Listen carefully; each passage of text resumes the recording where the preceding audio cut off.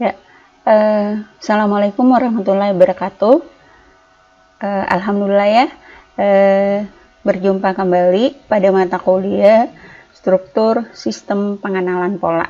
Ya, nah pada kali ini kita akan membahas lebih jauh bagaimana sih struktur dari sistem pengenalan pola itu sendiri. Karena di pertemuan sebelumnya kita sudah melihat bahwa dalam pengenalan pola itu ada beberapa pendekatan-pendekatan yang kemudian dilakukan sekaligus dengan pendekatan itulah yang kemudian memberikan kecerdasan pada pengenalan pola. Nah, pada kali ini kita akan melihat tahapan pada sistem pengenalan pola itu seperti apa yang nantinya menghasilkan output sesuai dengan apa yang diinginkan dari penggunanya. Nah, pada bagian tahapan pengenalan pola, di sini ada beberapa langkah yang harus kita lakukan ya. Ya nantinya dengan langkah-langkah ini akan mengantarkan kita pada bagaimana kita mengetahui performansi atau kinerja dari sistem pengenalan pola yang kita buat. Nah, pertama di sini adalah collect data, terus choose feature, choose model, train system, evaluate system. Nah, pada collect data ini hendak diketahui ya, sensor apa yang kemudian kita gunakan untuk melakukan pengumpulan data. Nah, kita tahu bahwa dalam sistem pengenalan pola kita membutuhkan yang namanya sensor, karena sensor itulah yang kemudian menjadi masukan pada sistem untuk kemudian menangkap objek apa yang diambil, yang akan kita proses, yang akan menjadi variabel di dalam pola pendekatan yang kita buat, atau dengan menggunakan metode ataupun algoritma yang kita buat hingga nantinya menghasilkan output sebagaimana yang diharapkan. Nah, di sini pada proses collect data, di sini ada beberapa hal yang kemudian di-highlight. Yang pertama, mengambil nilai dari objek ya. Tipe data berdasarkan peskalaan datanya. Di sini ada dua tipe data, ada data kualitatif dengan kuantitatif. Kualitatif lagi kalau dia berdasarkan pada angka-angka ya. Di situ ada nominal dengan ordinal. Kalau nominal misalkan contohnya di sini jenis kelamin, merek mobil, nama tempat ya. Nah, itu merupakan data-data yang sifatnya nominal. Terus ordinal itu misalkan ada tingkatan sangat setuju, setuju, kurang setuju, tidak setuju, dan setiap tingkatan data tadi itu ada levelnya. Misalkan sangat setuju diberikan angka 1, 2, 3, 4, ataukah tidak setuju 1, 2, 3, 4 ya. Nah, terus untuk data kuantitatif. Nah, data kuantitatif ini biasanya direpresentasikan atau diwakilkan dalam bentuk angka, ya, angka yang sebenarnya. Misalkan di sini ada data interval. Nah, data interval di sini misalkan ada kategori cukup panas, kemudian panas, dengan sangat panas. Nah, cukup panas ini berarti ada interval nilai suhu yang terukur antara 50 sampai 80 derajat, kemudian panas 80 sampai 110 derajat, dan sangat panas 110 sampai 140 derajat. Jadi, data ini berdasarkan data interval tertentu. Nah, terus yang kedua ada data rasio. Data rasio itu adalah perbandingan skala ya, skala dari objek yang terukur dalam satuan tertentu ya, sesuai dengan apa yang kita ukur. Kalau misalkan tinggi badan ya berarti satuannya dalam kilogram, kemudian kalau misalkan usia satuannya dalam tahun, dan seterusnya. Itu adalah data kuantitatif. Atau misalkan kalau kita mengambil data berupa citra ya, citra atau gambar, nah atau picture dalam hal ini. Nah, data yang kemudian kita lakukan pemrosesan itu adalah data yang berupa data kuantitatif. Karena piksel-piksel itu nanti akan disusun dalam bentuk angka-angka. Jadi diubah misalkan dari citra warna, kemudian diubah menjadi citra grayscale. Nah, di situ pada saat proses pengubahan ke citra grayscale, dia memiliki level 0 sampai 255 derajat keabuannya. Jadi di sini dia menggunakan data kuantitatif. Nah, kemudian yang kedua, choose feature. Choose fitur, pemilihan fitur. Fitur apa yang kemudian kita gunakan, ya, dan kemudian bagaimana cara atau proses dalam pemilihan tersebut. Nah, kita lihat ya. Nah, yang beberapa bagian di sini ilustrasi transformasi data dari objek yang diamati. Nah, ini misalkan ada beberapa masukan berupa teks ataupun citra, audio, video, dan sebagainya. Nah, ini merupakan masukan-masukan yang nanti akan diproses kemudian direpresentasikan dalam bentuk fitur-fitur. Nah, misalkan ya, susunan fiturnya itu kemudian kita bagi mulai dari fitur 1, 2, sampai fitur ke N, ya, sesuai dengan pembagian dari objek tersebut. Nah, terus di sini ya diberikan keterangan bahwa M itu menyatakan banyaknya data, kemudian N menyatakan banyaknya fitur. Nah, misalkan di sini kita mau mengambil fitur citra, ya. Nah, citra tersebut kalau misalkan kita bagi ya ke dalam 10 kali 10, berarti dia memiliki fitur ya, fitur kolom itu sebanyak 10. Kemudian fitur baris juga sebanyak 10. Jadi fitur 1, 2, 3 sampai 10. Kemudian fitur 1 sampai 10 juga untuk barisnya. Nah, di sini nanti akan setiap fitur itu ya memiliki fitur itu kalau misalkan dia dalam citra berarti dia dalam bentuk vektor ya. Kenapa vektor? Karena antara posisi yang fitur di sini ya yang bernomor misalkan 11, nah itu berbeda dengan fitur yang 22. Nah, sehingga dikatakan sebagai vektor. Jadi bukan hanya sekadar angka biasa yang kemudian bisa dipertukarkan satu sama lainnya. Nah, itu ya. Nah, kemudian yang perlu juga diperhatikan di sini bahwa fitur yang kemudian diambil itu merupakan ciri dari objek tersebut, ya, ciri khasnya dari objek itu. Kenapa ciri khas ini yang kemudian yang kita ambil? Karena ciri inilah yang bisa membedakan antara objek yang satu dengan objek yang lainnya. Ketika misalkan kita berbicara misalkan mengenai wajah ya, citra wajah, nah berarti fitur inilah nanti akan membedakan antara wajah saya dengan wajahnya orang lain. Berikutnya choose model. Nah, kemudian kita lakukan pemilihan model yang terbaik seperti apa yang kemudian kita gunakan dalam proses pengenalan pola ini. Nah, di pertemuan sebelumnya kita sudah memberikan pendekatan-pendekatan yang kemudian memungkinkan untuk dilakukan dalam proses pengenalan pola.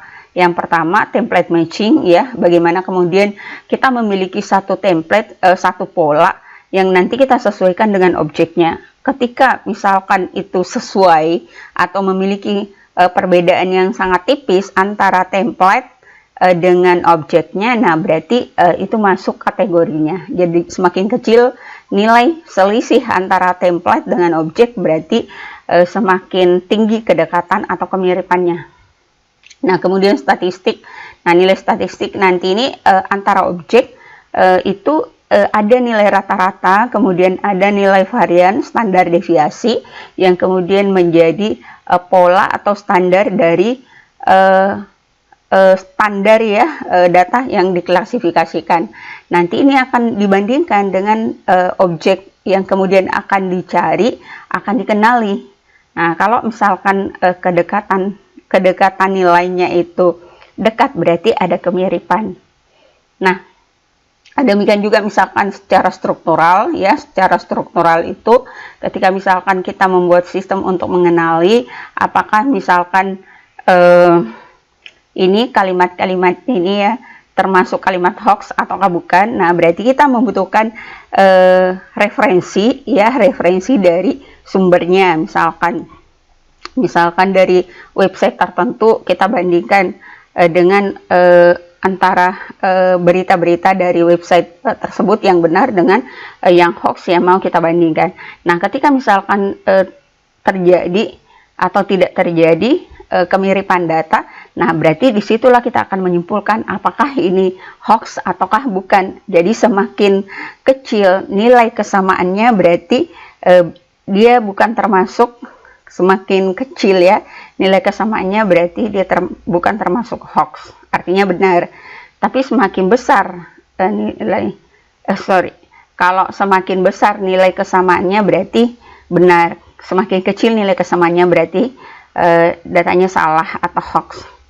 Kemudian menggunakan neural network. Nah, neural network jadi sejumlah saraf-saraf yang kemudian kita tentukan bobotnya ya, biasnya. Nanti akan ada nilai tertentu pada batas konvergen atau batas kestabilan dengan iterasi yang sudah dilakukan beberapa kali untuk menemukan pola atau nilai yang sesuai untuk mendapatkan akurasi yang tinggi. Nah, ini berapa ya, sudah dijelaskan pada model sebelumnya. Di sini ada pendekatan statistik, jadi diukur yang mana yang kemudian rata-rata kemiripan antara karakter 1, 2, 3. Kalau misalkan semakin banyak yang sama kemiripannya berarti itulah yang sebenarnya sama atau sekelas ya dengan antara objek yang kemudian hendak dicari, klasifikasinya dengan objek pembandingnya. Nah, kemudian berikutnya adalah train system. Setelah kita melakukan pemilihan model, nah berarti kita harus melakukan sistem pelatihan. Nah, kenapa pelatihan ini penting?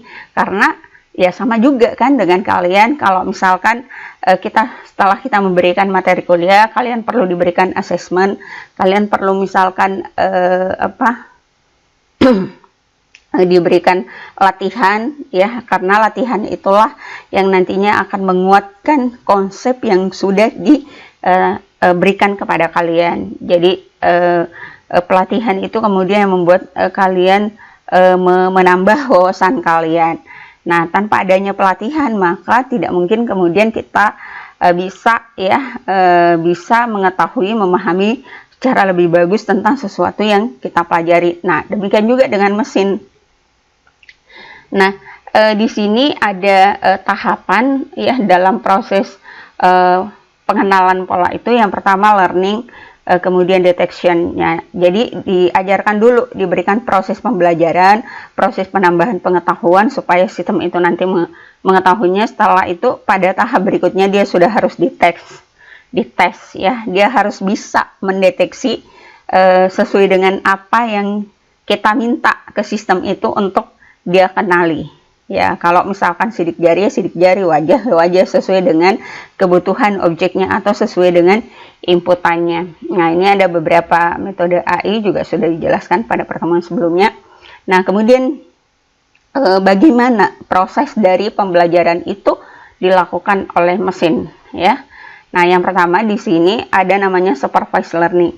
Nah, supervised learning ini merupakan pembelajaran dengan sistem ada target, ada pola-pola tertentu yang kemudian menjadi acuan dari data tersebut untuk disesuaikan ya, untuk disesuaikan. Jadi dia belajar itu dengan bantuan guru ya atau instruktur. Nah, itu gambaran dari supervised learning. Nah, sementara kalau unsupervised learning, dia belajar tanpa guru, dia belajar tanpa instruktur. Nah, bagaimana caranya? Jadi nanti kalau misalkan data-data yang dimasukkan terus kita mau kenali data ini masuk kategori apa, kategori 1, 2, 3. Nah, itu ada metode, ada rumus nanti yang digunakan. Kemudian setelah nilai tersebut kita masukkan dalam rumus, kita bandingkan antara satu dengan yang lainnya. Kalau perbedaan atau selisih nilainya kecil antara objek yang dibandingkan dengan pembandingnya, nah berarti dia masuk klaster itu. Kalau misalkan nilai selisihnya itu besar antara objek yang dibandingkan dengan pembandingnya, berarti dia tidak masuk klaster itu. Nah, di sini ada namanya classification dan clustering. Nah, di mana perbedaan antara classification dengan clustering? Kalau klasifikasi berarti kita berbicara mengenai proses pengenalan objek dengan bantuan supervisi atau dengan bantuan instruktur. ya, dengan bantuan target. Nah, sementara kalau clustering tanpa bantuan, dia kemudian mengelompokkan dirinya sendiri. Dah, dengan cara bagaimana? Seperti tadi, ada rumus yang kemudian digunakan. Nah, nanti dari rumus tersebut dia akan memberikan ya klasternya sendiri. Ini klaster 1, 2, 3, 4 dan seterusnya sesuai dengan apa yang hendak kita klaster. Jadi misalkan ada 100 objek. Nah, objek ini akan kita bagi menjadi 3 klaster. Nah, berarti nanti ada 3 klaster yang dibandingkan satu dengan yang lainnya. Nah, kemudian objek yang dibandingkan itu kita bandingkan dengan ketiga klaster tadi. Yang mana yang memiliki nilai yang terdekat, berarti dia masuk klasternya. Nah, jadi ini seperti ini kita lihat ya. Ini ada sejumlah data. Nah, terus kita mengklaster kategori A, kategori B. Nah, kalau klaster yang bagus berarti A ditempatkan di sini ya, sesuai dengan kemiripannya. Kemudian B di sini, atau misalkan ini kategori, ini klasifikasi kategori A dengan kategori B. Nah, kalau clustering ini ada sejumlah data ya. Jadi ada garis yang kemudian vertikal, ada juga yang bersimbol seperti angka 1. Nah, setelah dilakukan cluster ya, dibagi misalkan ke dalam klaster pertama dengan klaster kedua. Nah, klaster pertama yang kemudian mirip angka 1, nah, di klaster, kemudian yang garis yang vertikal juga di klaster, ternyata dia akan memberikan klaster yang seperti ini, kategori pertama dengan kategori kedua. Ini untuk unsupervised learning. Nah, jadi inti dari proses pengenalan pola ini sebenarnya, apalagi kalau kita berbicara mengenai gambar ya. Nah, gambar itu kalau misalkan kita menggunakan ekstraksi fitur, kemudian nanti classifier, nah berarti gambar itu nanti akan dipecah ke dalam beberapa pixel-pixel atau ke dalam beberapa grid tertentu untuk membagi-bagi ya citra tersebut ke dalam beberapa titik vektor ya, titik vektor. Dengan tujuan apa? Untuk menemukan fitur dari vektor tersebut, untuk menemukan fitur dari citra tersebut.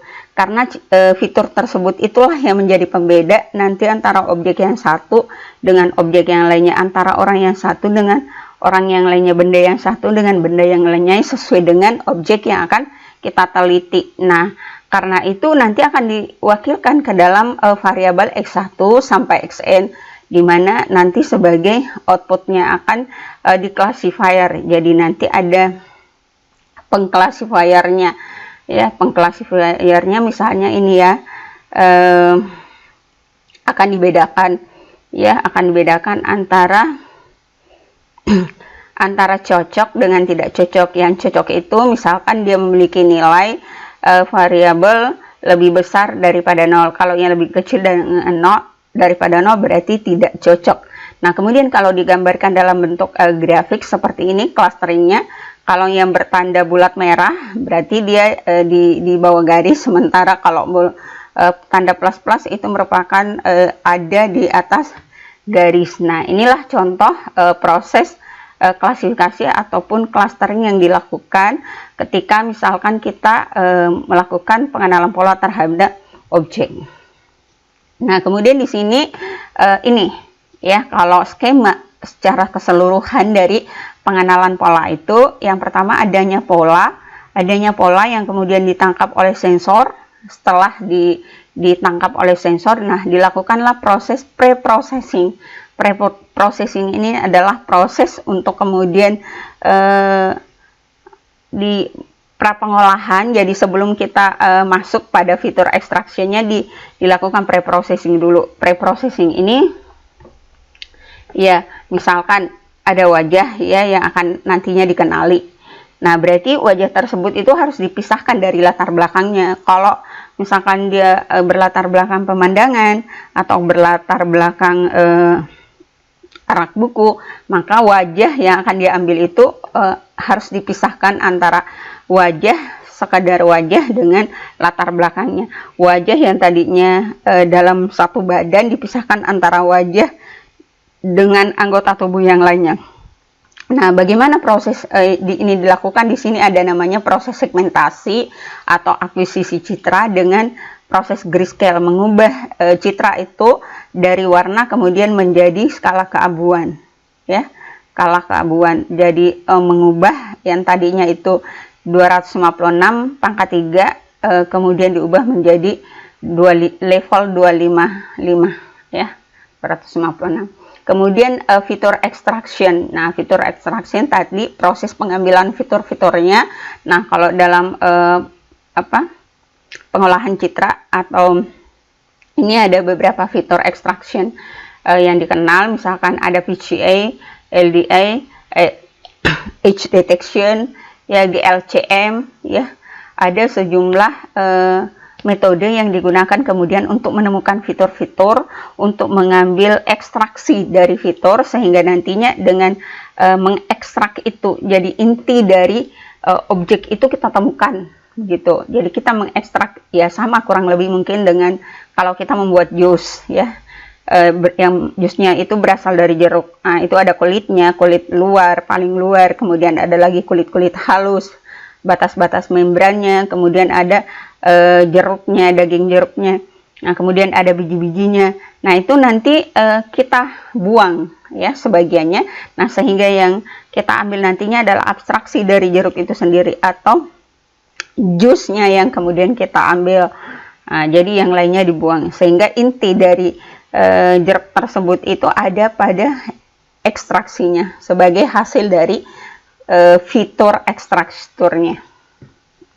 Nah, setelah itu nanti akan diklasifikasi, misalkan, ya, jeruk tadi. Nah, ini misalkan sudah diabstraksi. Nah, ini jeruk, kemudian ini apel, ini anggur, misalkan ini buah naga.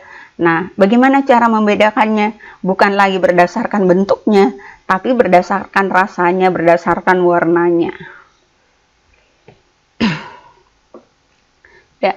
Nah, untuk sampai di sini, nah tentu saja ada proses pembelajaran yang dilakukan dengan menggunakan algoritma tertentu. Jadi yang guru yang dia maksudkan itu adalah algoritma pembelajaran yang digunakan. Akhirnya akan keluar hasil klasifikasi. Ini adalah jeruk, kemudian ini jus jeruk, ini jus naga, buah naga, kemudian jus apel, jus anggur, ya.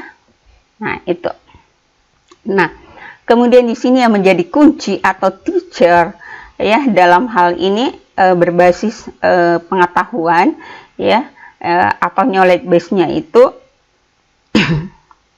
kalau misalkan kita menggunakan metode tertentu. Nah, berarti basis pengetahuannya itu akan tersimpan dengan melalui metode yang kita gunakan atau melalui algoritma yang kita gunakan, karena algoritma itulah secara matematik akan melakukan pemrosesan sekaligus akan mengklasifikasi dan mengenali objek yang kemudian menjadi masukannya. Nah, secara intisari abstraksi dari materi kuliah kita pada hari ini, nah ini prosesnya mulai dari input dan proses sensor, pembacaan sensor, pengambilan data, nah nanti data akuisisi dan kemudian dimasukkan, kemudian setelah itu dilakukan pemrosesan data sesuai dengan karakteristik dari objek-objek yang kita ambil. Kalau misalkan citra, nah itu citra wajah, nah itu apa yang harus dilakukan terhadap citra wajah. Kemudian misalkan yang kita ambil citra satelit, ya, nah jadi masing-masing memiliki sensor yang berbeda. Kemudian nanti proses segmentasinya disesuaikan dengan yang sesuai, ya, dengan objek tersebut. Artinya belum tentu, ya, ketika misalkan kita menggunakan nanti teknik A misalkan pada wajah, kemudian cocok juga teknik A misalkan pada citra satelit. Nah, itu belum tentu. Jadi makanya nanti karena sensornya beda, biasanya kalau dengan sensor yang berbeda berarti pendekatan yang dilakukan juga berbeda. Nah, terus pre-processing. Nah, pre-processing tadi di sini menghilangkan noise pada data. Noise yang dimaksud ya mungkin gambarnya blur. Nah, sehingga dihilangkan ya noise tersebut. Nah, kemudian di sini melakukan pemisahan pola yang menarik. Pola yang menarik ketika misalkan kita mengambil gambar wajah, berarti kita harus memisahkan wajah tersebut itu dari sekitaran rambutnya, ya, kemudian dari sekitaran telinganya, dari sekitaran leher atau bagian tubuh yang lainnya, atau bahkan dengan latar belakangnya. Nah, kemudian segmentation. Nah, ini kalau tadi di sini kita sudah melakukan proses untuk ini ya, dibersihkan datanya dari hal-hal yang sekiranya mengurangi tingkat pemahaman sistem terhadap data tersebut. Jadi istilahnya diperbaiki dulu kualitasnya sebelum diolah begitu. Nah, terus berikutnya segmentation. Nah, segmentation tadi memisahkan antara objek dengan latar belakangnya, memisahkan antara objek misalkan dengan bagian-bagian yang lain yang tidak diperlukan dalam proses pengenalan tersebut. Kemudian fitur extraction. Nah, fitur extraction ini adalah pengambilan ekstrak atau fitur yang khas yang menjadi milik dari objek tersebut. Misalkan wajah, ya berarti itu yang menjadi khasnya, kekhasannya kita mau sorot di situ, kita mau ambil di situ, berarti kekhasan itulah yang kita pertahankan untuk diambil. Terus classification. Nah, di sini diklasifikasi berarti menggunakan metode atau algoritma tertentu, ya, nanti metode tersebut yang akan melakukan proses klasifikasinya berdasarkan nilai apa. Jadi kalau misalkan nilai ini antara pembanding dengan yang dibandingkan itu kemiripannya sama, nah berarti dia satu klasifikasi, satu kelas misalkan. Kalau kemiripannya berbeda jauh, berarti dia tidak sekelas. Berikutnya post processing. Kalau ada pre processing, ada juga post processing. Nah, seperti apa? Setelah kita melakukan pemrosesan, artinya kan sudah selesai dari segi pemprosesannya. Tapi kemudian dilanjutkan dengan pemrosesan pasca pemrosesan itu sendiri melalui evaluasi, ya, evaluasi untuk kemudian kita melihat sejauh mana kinerja dari sistem ini ketika dia mengenali objek yang kita berikan ke dia. Kalau misalkan kinerjanya atau akurasinya, ya, dalam hal ini itu misalkan 90%, nah berarti cukup bagus. Misalkan kalau di bawahnya berarti kurang bagus, misalkan 50% ke bawah. Nah, kita perlu evaluasi kenapa misalkan akurasinya itu kemudian menjadi berkurang. Nah, apakah diakibatkan kurangnya sampel, ataukah kurangnya data training, kurangnya data testing. Nah, sehingga kita perlu menambah lagi data yang sekiranya itu cukup representatif untuk memperoleh akurasi yang bagus, akurasi yang kemudian standar. Nah, seperti itu.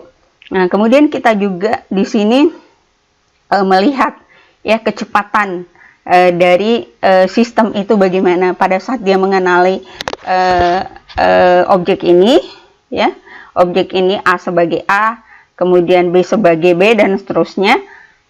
Berapa lama waktu yang dibutuhkan untuk itu? Nah, kalau terlalu lambat, kenapa terlalu lambat? Apakah misalkan perangkat atau instrumen yang kita miliki itu tidak support? Misalkan komputer atau laptop yang kita gunakan itu kemudian memang lambat, kecepatan RAM-nya kurang, nah sehingga mempengaruhi kecepatan sistem untuk mengenali objek yang diteskan ke dia ataupun dilatihkan ke dia. Nah, ini contoh studi kasus, ya. Jadi misalkan ada sejumlah orang yang kemudian diambil sampelnya masing-masing, ya, sampelnya masing-masing. Nah, setelah itu yang kita ambil di sini kan wajahnya saja. Nah, di sini kita bisa lihat bagaimana wajah ini kemudian dipisahkan dengan latar belakangnya, ya. Ini pun wajahnya kan masih ada rambutnya. Nah, ini masih harus dipisahkan lagi ya. Tapi kebetulan di sini dia mengambil ya. Dia mengambil semuanya. Dia mengambil juga dengan rambutnya, dengan semuanya, karena yang disampel dalam piksel-piksel ini keseluruhan dari permukaan wajah ini ya. Ini sih gambaran keseluruhannya saja. Pada umumnya kalau misalkan kita mengambil wajah, berarti yang harus tersquare itu adalah bagian permukaan wajah, rambutnya apa, di luar region dari wajah itu dia tidak ambil, karena ini dia hanya mengambil sampelnya seperti ini. Kemudian dia proses seperti ini. Tapi bisa juga di luar ini kita ambil. Hanya ya itu tadi, lebih bagus kalau intinya saja yang kita ambil dari wajah itu.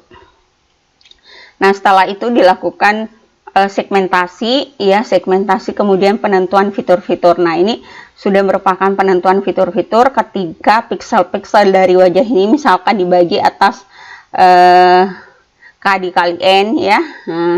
Jadi ada berapa nih, ada K dikali K ya. Jadi barisnya itu K, kemudian kolomnya juga K, jadi sama square ya, bujur sangkar.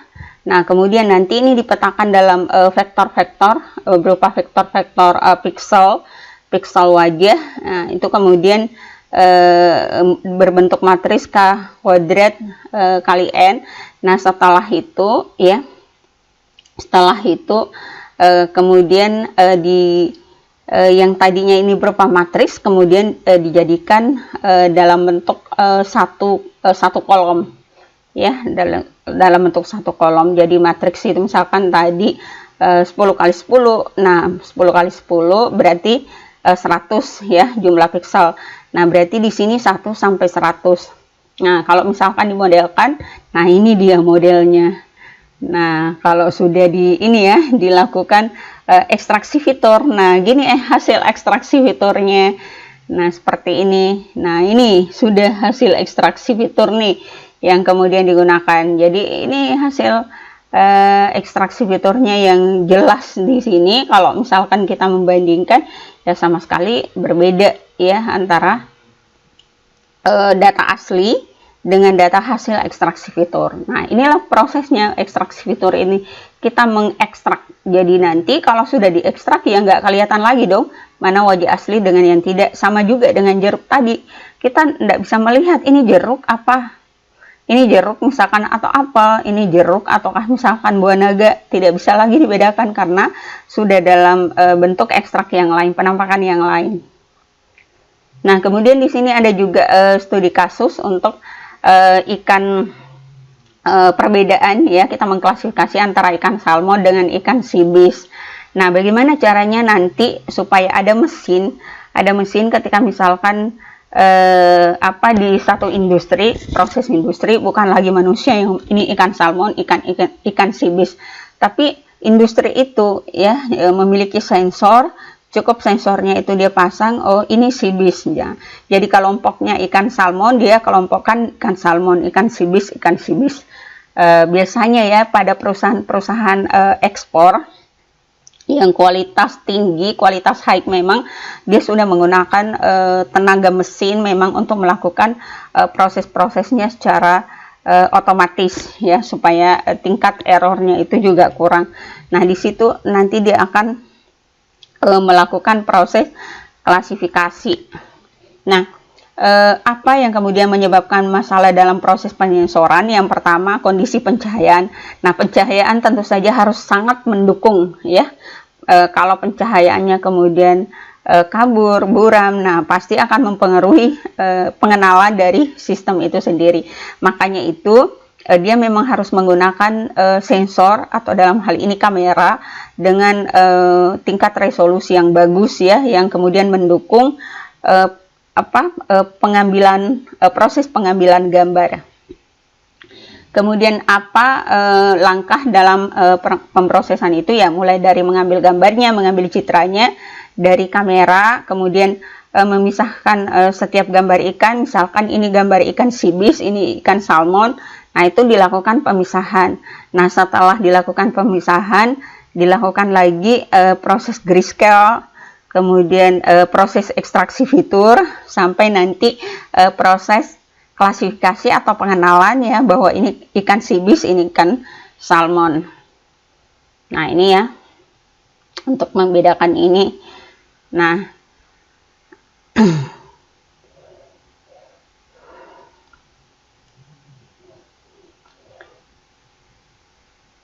nah, di sini setelah kita melakukan ekstraksi fitur, sebelumnya sebenarnya untuk apa sih ya, misalkan proses pengenalan pola ini kita lakukan, apakah tidak cukup kalau misalkan manusianya yang kemudian membedakan bahwa ini ikan sibis, kemudian sibes ya, dengan ini ikan salmon, apa tidak cukup? Kenapa kemudian kita harus meminta bantuan lagi kepada sistem, kepada mesin untuk membedakannya? Nah, itu. Nah, ternyata di sini pendapat beberapa orang juga tentang ikan salmon itu berbeda-beda ya. Ada yang mengatakan ikan salmon itu tumbuhnya misalkan panjang ataukah lebar dan seterusnya, yang lain lagi oh tidak, ini ikan salmon. Nah, supaya ada hasil yang objektif, salah satu tujuan dari pengenalan pola ini nanti dia bisa mengenali secara objektif. Jadi itu sudah terukur. Nah, makanya kita membuat aplikasinya, dan kemudian juga dengan aplikasi itu ya tidak ada capeknya kan, tidak sama dengan manusia. Kalau mungkin pagi-pagi sampai siang, nah kinerjanya itu bagus, full. Tapi setelah menjelang sore sampai malam misalkan, nah itu sudah mulai turun, sudah mulai down. Nah, sehingga kualitas yang dihasilkan dari proses pekerjaannya pun nanti akan menurun. Nah, dengan adanya mesin, nah itu akan tetap ya, kualitasnya tetap. Nah, cuman dia harus diupdate terus. Nah, ini hasil ya, hasil classifier antara ikan sibis dengan salmon ya. Misalkan, nah ini classifier yang bagus ya. Kalau yang merah dikelompokkan di klaster merah, kemudian yang biru dikelompokkan di klaster yang biru. Nah, ini ya. Nah, ini yang buruk. Wah, mana biru, mana ini bercampur-campur. Nah, makanya dilakukan proses clustering. Nah, ini ya proses mencari kuadrat terkecil ya di sekitaran ini, yang mana ikan salmon, kemudian yang mana ikan sibis. Ternyata ada juga ikan salmon menyeberang ke sibis, artinya ada juga ikan salmon yang kemudian mirip dengan sibis. Nah, jadi dikenali sebagai sibis. Nah, sibis dengan salmon, nah sama ya, ada juga ikan salmon yang kemudian menyeberang, ikan sibis menyeberang ke salmon. Nah, kemudian nah ini ada boundary ya, pemisah yang kemudian dipasang. Nah, ternyata dengan pemisah ini lebih akurat ya, karena ini yang berbeda itu kemudian tinggal sedikit. Kalau di sini ya campur-campur, kalau di sini dia masih ngambil. Kalau merah itu diambil sebagai sibis, salmon yang hitam tetap di ininya.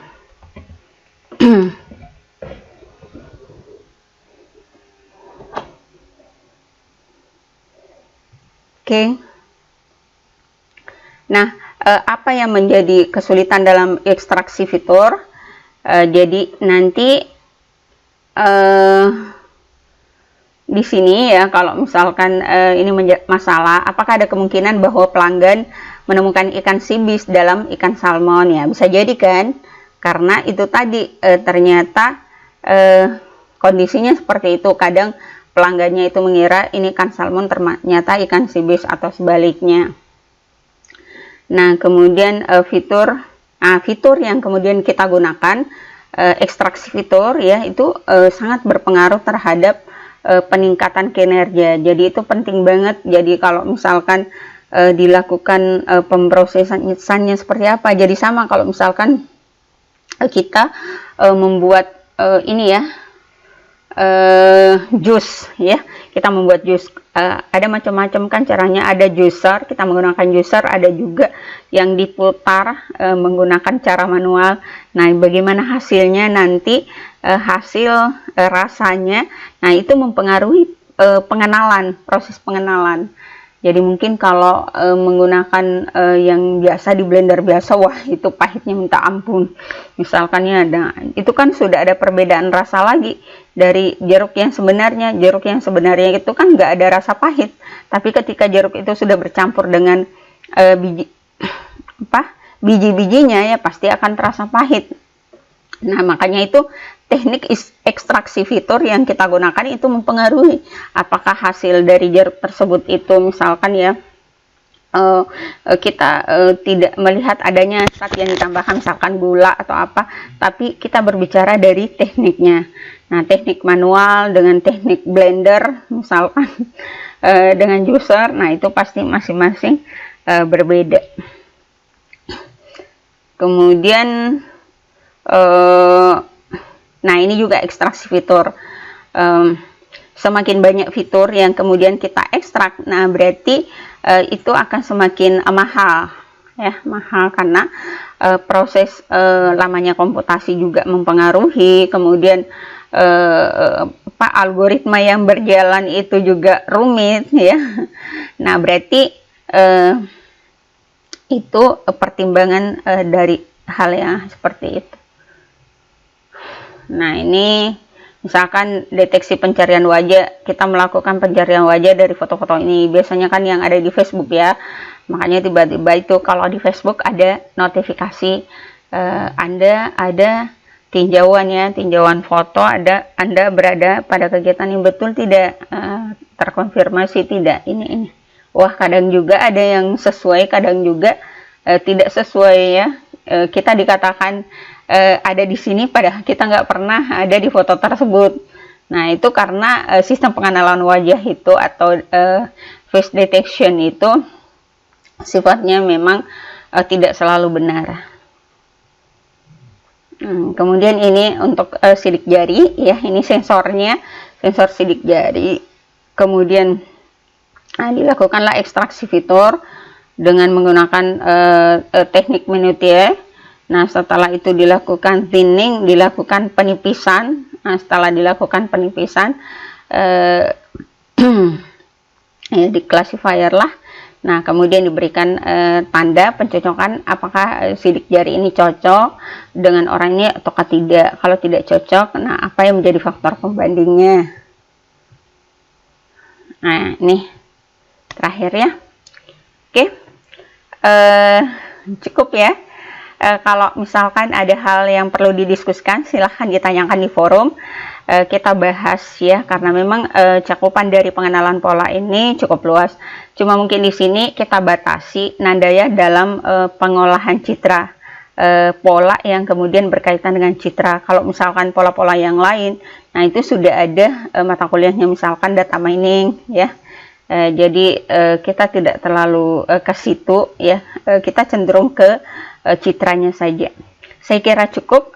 Terima kasih. Assalamualaikum warahmatullahi wabarakatuh.